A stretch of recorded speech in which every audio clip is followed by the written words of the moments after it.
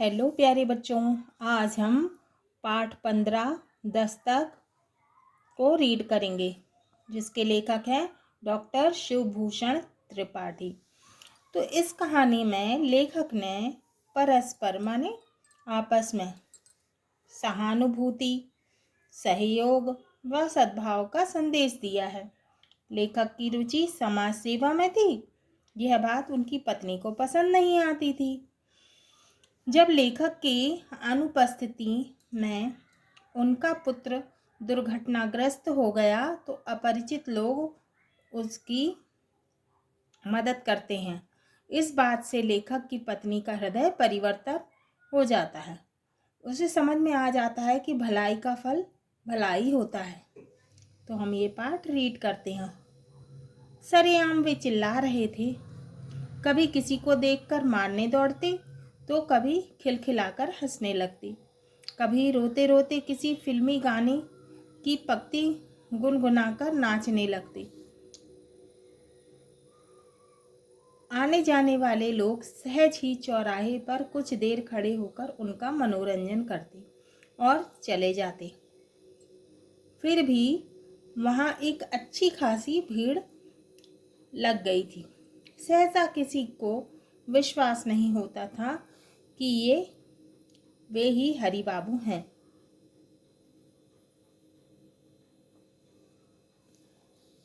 तो लेखक कहते हैं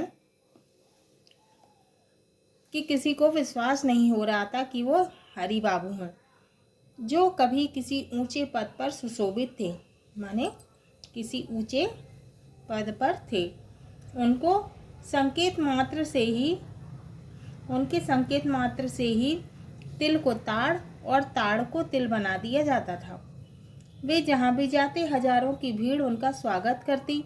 स्वप्न में भी उनकी इस स्थिति की कल्पना किसी को नहीं थी। मतलब किसी ने भी नहीं सोचा था कि ये भविष्य में ऐसे हो जाएंगे।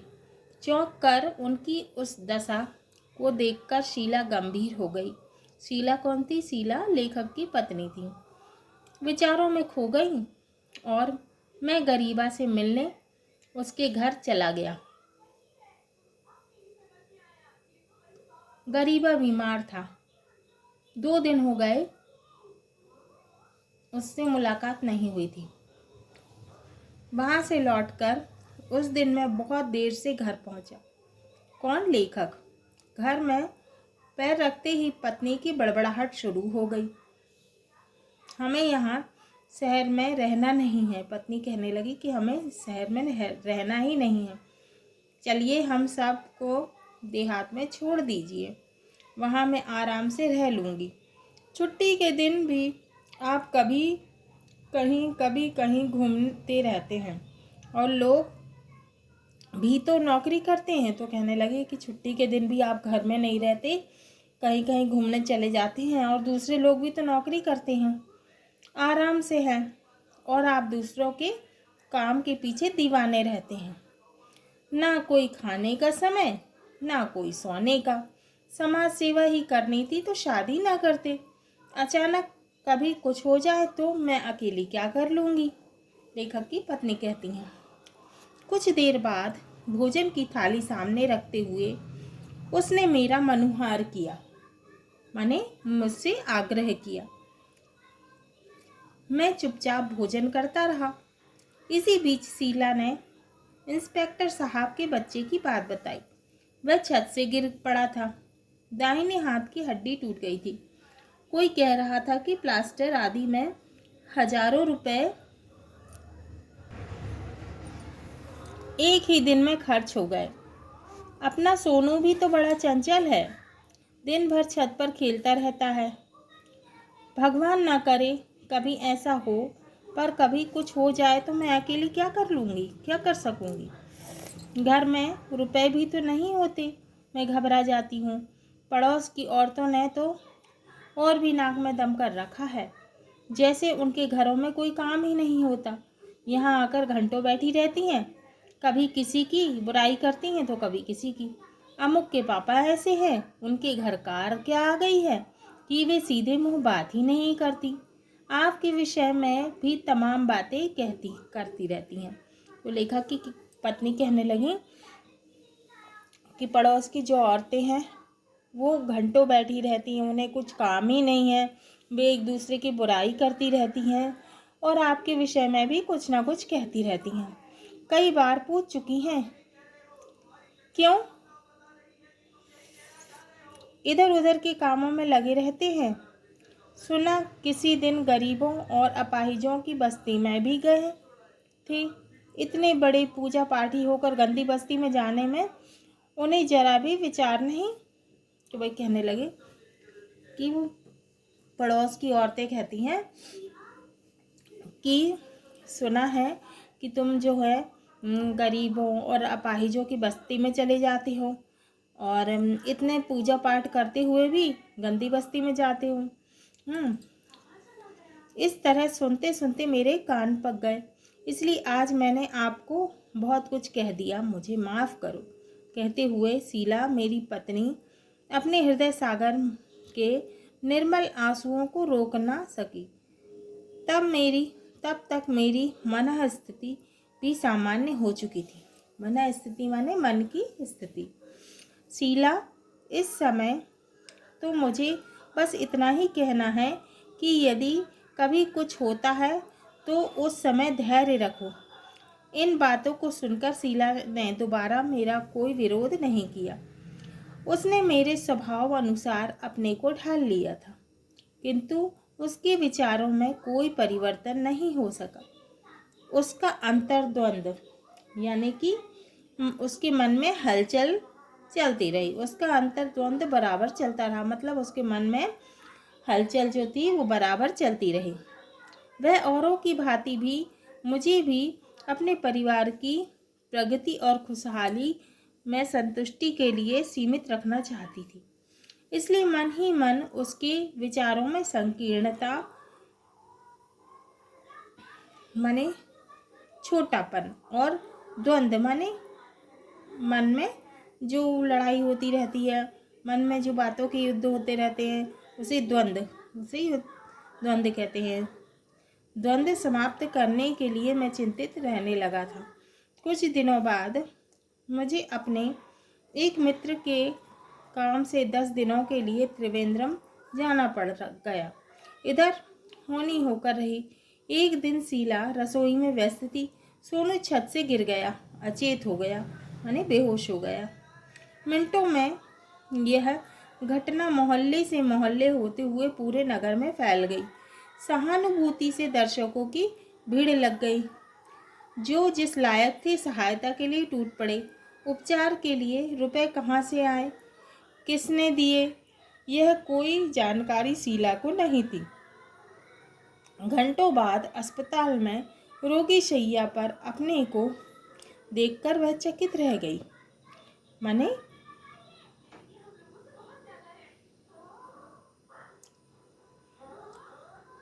कि अस्पताल के बेड पर उसने अपने आप को देखा और वह आश्चर्य में पड़ गई। उसे पता चला कि सोनू को मूर्छित देखकर उपचार तो दूर रहा, वह स्वयं सदमे में मूर्छित हो गई। मतलब सोनू को उसने बेहोश देखा, मूर्छित यानी बेहोश देखा, तो वो खुद भी बेहोश हो गई। अस्पताल में अमीर गरीब सभी स्तर के सहयोगियों की एकत्रित भीड़ को देखकर वह दंग रह गई। उसे मेरी अनुपस्थिति की अनुभूति भी नहीं हो सकी थी। शायद मैं उपस्थित रहकर भी इतना धन नहीं जुटा सकता था। उस दिन जिस समाज के पीछे मैं दीवाना रहता था, उसका दर्शन करते वह नहीं अघाती थी। एक्सरे की रिपोर्ट के अनुसार तीसरी मंजिल से गिरने पर भी सोनू को कोई फ्रैक्चर नहीं हुआ। कुछ समय बाद सोनू स्वस्थ हो गया। उस घटना के बाद शीला का मन बदल गया। वह मन ही मन समाज के प्रति मेरे कार्यों की सराहना करने लगी, मतलब बड़ाई करने लगी और बेताब हो गई, माने व्याकुल हो रही थी। अपनी बात शीघ्र माने जल्दी से जल्दी मुझे सुनाने के लिए त्रिवेंद्रम से लौटकर 11वें दिन मेरे घर पहुंचने पर शीला ने अपना टेप रिकॉर्ड खोल दिया। माने जल्दी से अपनी बातें मुझे बताने लगी और मैं अक्षरशः उसकी बात सुनता रहा। इसी बीच धूल धूसिर सोनू अपना खेल समाप्त कर चुपके से आया और मेरी पीठ पर सवार हो गया। मैंने धूल धूल में उसके हाथ पांव जो थे वो गंदे हो रहे थे, शरीर गंदा हो रहा था, लेकिन फिर भी वो आया और मेरी पीठ पर, माने लेखक की पीठ पर सवार हो गया। मुझे दक्षिण की वह घटना याद आ गई। अब गणेशन स्वस्थ हो गया होगा। सूर्यास्त का समय था। त्रिवेंद्रम के प्रसिद्ध सागर तट कोवलम बीच पर हजारों की भीड़ मचल रही थी। मतलब कि जो लेखक थे जब त्रिवेंद्रम गए थे उस समय की बात है। बच्चे कभी सागर के जल को एक दूसरे पर उछालते तो कभी बालुकामय माने रेत से भरा हुआ तट पर दौड़ते। वह दृश्य बहुत ही रोचक और आकर्षक था। अचानक एक चीख सुनाई पड़ी। पीछे मुड़कर देखा तो एक 8 वर्ष का बालक चीख रहा था। उसके पैर के तलवे में से खून बह रहा था। मौखिक सहानुभूति के अतिरिक्त दर्शकों की उस भीड़ में कोई संवेदना न थी। केवल एक महिला के चेहरे पर हवाइयाँ उड़ रही थीं। वह परेशान हो रही थी। गोद में एक बच्चे के कारण शायद वह लाचार थी। मतलब कि बच्चे के पैर में कुछ कील चुभ गई थी, लेकिन उसने पहले ही अपने एक बच्चे को गोद में ले रखा था, तो वो लाचार थी। ऑटो स्टैंड तक पहुंचने के लिए आधा किलोमीटर दूर तक पैदल वह बच्चे को कैसे ले जाए। एक क्षण भर उन दोनों को देखने के बाद मैंने बच्चे के पैर में चुभी कील को निकाल दिया। घाव पर रुमाल बांधने से रक्त बहना बंद हो गया था। अपनी पीठ पर लाद कर मैंने गणेशन को ऑटो स्टैंड तक पहुंचा दिया था। बालक की माँ पढ़ी लिखी थी, उसे अस्पताल जाने में कोई कठिनाई नहीं थी, इसलिए मैं निश्चिंत होकर मैंने अब लेखक को चिंता नहीं थी और वह समय से पहले अपने मित्र के घर, मन दोस्त के घर लौट गए। इस घटना को सुनकर मेरे सिद्धांतों के प्रति शीला की आस्था और विश्वास अधिक दृढ़ हो गया था। उसे आश्चर्य हो रहा था कि जब मेरा सोनू छत से गिरा था, ठीक उसी दिन उसी समय मैं 8 वर्षीय गणेशन की पीठ पर लादकर ऑटो स्टैंड पर जा रहा था। उस समय मेरी अनुपस्थिति में सोनू की सहायता के लिए लोग व्याकुल हो उठे थे। कुछ दिनों बाद मुझे यह जानकर संतोष हुआ कि शीला अवकाश के क्षणों में मोहल्ले मोहल्ले में जाकर महिलाओं के बीच समाज सेवा के कार्यों में कार्य करने लगी। तो लेखक अब संतुष्ट थे कि उनकी पत्नी अब मोहल्ले मोहल्ले में जाके समाज सेवा का कार्य करने लगी थी। एक दिन वह कह रही थी कि जो समाज की उपेक्षा कर मात्र अपनी ही उन्नति में संतुष्ट रहता है, प्रकृति उसका नियंत्रण स्वयं करती है, समय आने पर उन्हें दंड भी देती है। तभी मुझे हरिबाबू की याद आ गई। इतने ऊंचे पद पर काम करते हुए उन्होंने अपने लिए क्या क्या नहीं किया, पर आज उनकी संपत्ति और वैभव कोई साथ नहीं दे रहे थे। मतलब वो बहुत पैसे वाले थे, समाज में उनका कुछ उतना अच्छा कार्य नहीं था। वे कभी किसी के दुख सुख में शरीक नहीं रहे, यानी दुख सुख में साथ नहीं रहे। रिटायरमेंट के बाद, माने सेवानिवृत्ति के बाद, एक मात्र पुत्र शोक के अवसर पर उनके पूर्व कथित आत्मीय जनों के दर्शन नहीं हुए। समाज के अन्य लोगों से तो वे संपर्क पहले ही तोड़ चुके थे, इसलिए समाज ने भी उनके साथ वही व्यवहार किया जैसा उन्होंने किया था। इस कठोर सत्य को वे समझ न सके और पागल हो गए। समाज को समझने का जब समय था, शक्ति थी, तब समझ न सके, और जब समाज को समझने की समझ आई तो बहुत देर हो चुकी थी। काल उनकी दहली पर खड़ा दस्तक दे रहा था। तो हमारा ये पाठ 15 दस्तक पूर्ण हुआ। आगे हम इसके शब्दार्थ, अभ्यास प्रश्न, सही विकल्प, रिक्त स्थानों की पूर्ति, 1 या 2 वाक्यों में उत्तर, 3 से 5 वाक्यों में उत्तर, गद्यांशों की व्याख्या, सोचिए और बताइए, अनुमान और कल्पना, शुद्ध उच्चारण, सही वर्तनी, विलोम शब्द, संज्ञा, सर्वनाम व क्रिया,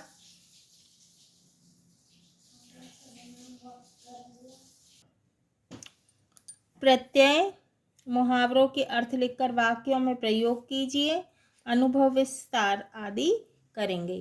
तो हमारा ये पाठ पूर्ण हुआ।